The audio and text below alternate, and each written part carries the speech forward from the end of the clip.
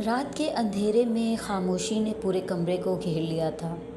جیسے دیواروں نے بھی سانس لینا چھوڑ دیا ہو۔ باہر درخت ہل رہے تھے مگر ان کی سرسراہٹ ایک عجیب سی سنجیدگی کے ساتھ کانوں میں پڑ رہی تھی، اور میں خود کو اس خاموشی میں جکڑا ہوا محسوس کر رہی تھی۔ ہر قدم کے ساتھ دل کی دھڑکن تیز ہوتی جا رہی تھی، اور ایک عجیب سی دھندلی روشنی نے کمرے کے گوشوں کو دھندلا کر رکھا تھا کہ جیسے کچھ چھپا ہو مگر نظر نہ آئے۔ میں نے موبائل ہاتھ میں لیا، اس کی اسکرین اچانک روشن ہو گئی اور ایک نامعلوم نمبر بار بار ٹمٹما رہا تھا۔ نہ میں اسے جانتی تھی، نہ یہ کوئی محفوظ نمبر تھا، مگر دل کی دھڑکن نے اسے عجیب سا خوف پیدا کر دیا، جیسے وہ نمبر صرف میرے لیے زندہ ہو اور کسی اور کی آنکھوں سے چھپا ہوا ہو۔ میں نے فون ہلایا مگر کوئی کال نہیں آئی،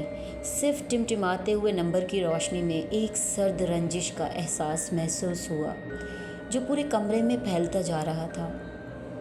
کچن سے کسی چیز کے گرنے کی آواز آئی، اتنی ہلکی مگر واضح کہ جیسے کوئی میرے قدموں کی حرکت پر منتظر ہو۔ میں اکیلی تھی اور ہر حرکت میرا دل دھڑکانے لگی۔ میں نے سوچا شاید یہ بس تھکن اور خواب کا ملاپ ہے، مگر پھر فرش پر چھوٹے چھوٹے پانی کے نشان نظر آئے،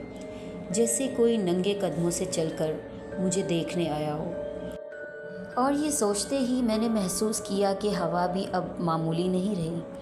ہر سانس ایک لرزہ بن کر سینے میں اتر رہا تھا۔ میں نے فون دوبارہ اٹھایا اور اسکرین پر وہی نمبر اب اور بھی زور سے ٹمٹما رہا تھا،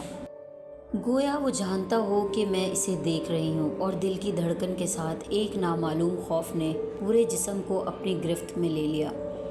میں نے خود کو سمجھانے کی کوشش کی کہ شاید یہ سب میرے دماغ کا کھیل ہے، مگر کمرے کے کونے میں سایہ حرکت کر رہا تھا، ایک ایسی حرکت جو قدرتی نہیں تھی، جیسے کسی کی نظر ہمیشہ میری طرف مرکوز رہی ہو۔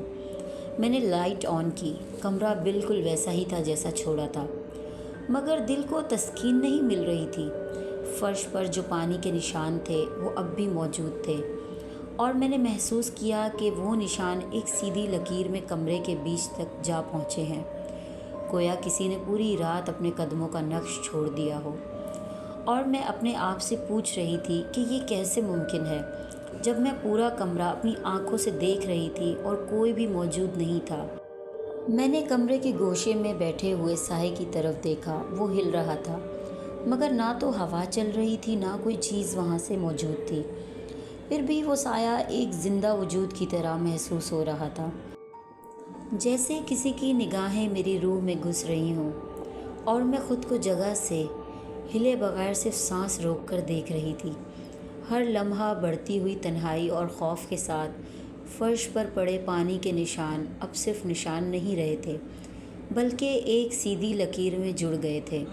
اور مجھے محسوس ہوا کہ وہ لکیر کمرے کے دروازے کے قریب جا کر رک گئی، گویا کسی نے میرے آنے کا انتظار کیا ہو۔ اور دل کے اندر ایک گہرا لرزہ اتر گیا جو نہ صرف خوف بلکہ ایک عجیب الجھن بھی پیدا کر رہا تھا، جیسے یہ کمرہ اب میرا نہیں رہا۔ میں نے دوبارہ موبائل کی طرف دیکھا، وہ نمبر اب ہلتا سا روشنی کی طرح کمرے میں بکھر رہا تھا، اور اچانک فون نے اپنی طرف سے ایک خاموش وائبریشن شروع کر دی، گویا کہ نمبر مجھ سے کچھ کہنا چاہتا ہو، مگر الفاظ کی کوئی شکل نہ تھی، صرف ایک ناقابل فہم چیخ جیسے اندر سے سنائی دے رہی تھی۔ اور میں نے خود سے کہا یہ کیا ہو رہا ہے، مگر جواب کہیں بھی نہ ملا۔ میں نے کمرے کا دروازہ کھولا، باہر کی فضا میں ہوا کا معمولی سا جھونکا آیا، مگر جیسے ہر جھونکا مجھے اندر کی طرف کھینچ رہا تھا، اور مجھے محسوس ہوا کہ باہر کی دنیا بھی اب پہلے جیسی نہیں تھی۔ ہر سایہ، ہر روشنی، ہر آواز ایک نیا راز چھپا رہی تھی، اور میرا دل زور زور سے دھڑک رہا تھا کہ یہ سب حقیقت ہے یا صرف میرا دماغ کھیل رہا ہے۔ میرے پیروں کے نیچے فرش نرم محسوس ہوا، جیسے کوئی زمین میں کھو گئی ہو، اور میں نے اپنے قدم روک لیے، مگر پھر بھی خود کو مزید آگے بڑھنے سے نہیں روک سکی، کیونکہ ہر لمحہ ایک نامعلوم کشش پیدا کر رہا تھا، اور وہ نمبر اب مسلسل ٹمٹما رہا تھا، گویا کہ وہ مجھے کسی طرف بلا رہا ہو، کسی ایسی جگہ جہاں حقیقت اور خواب کا فرق ختم ہو چکا تھا۔ میں نے کمرے کے کونے میں پڑی ایک پرانی الماری کی طرف دیکھا، وہ الماری اچانک میرے دل کی دھڑکن کے ساتھ لرزنے لگی، گویا اس کے دروازے کے پیچھے کوئی زندہ موجود تھا۔ اور ہر بار جب میں نے قریب جا کر دیکھنے کی کوشش کی، ایک سرد ہوا کا جھونکا میرے چہرے سے ٹکرا کر کمرے کے اندر گزر گیا، جیسے کوئی نامعلوم وجود میرے قدموں کی رفتار کے مطابق حرکت کر رہا ہو، اور میری رگوں میں خوف کی کیفیت بڑھتی جا رہی تھی۔ میری نظر پھر فرش پر پڑنے لگی، چھوٹے پانی کے نشانات پر گئی۔ وہ نشانات اب صرف سیدھی لکیر میں نہیں بلکہ ایک پیچیدہ جال سا بن چکے تھے،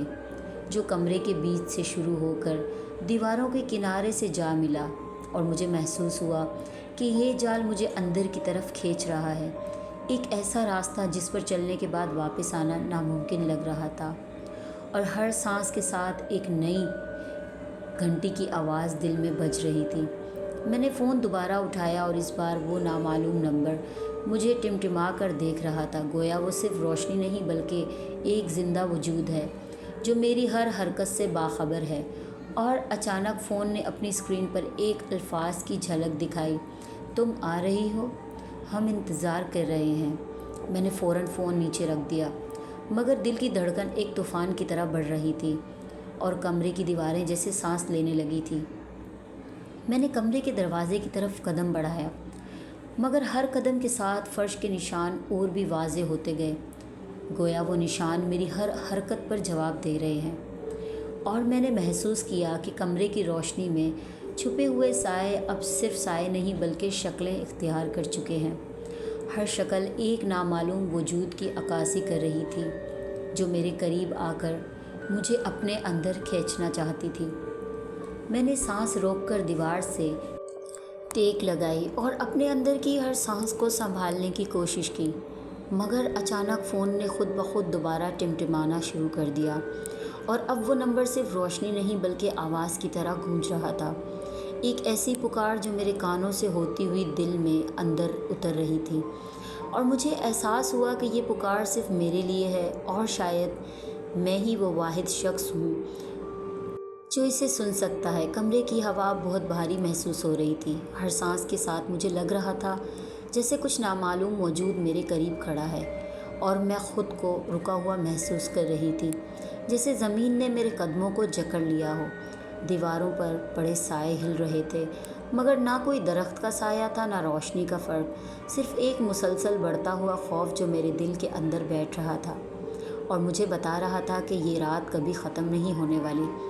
میں نے موبائل دوبارہ دیکھا اور اس کی اسکرین پر اب الفاظ صاف دکھائی دے رہے تھے، ہم دیکھ رہے ہیں، تم قریب آ رہی ہو۔ میں نے فوراً فون نیچے رکھا، مگر دل کی دھڑکن رکنے کا نام نہیں لے رہی تھی،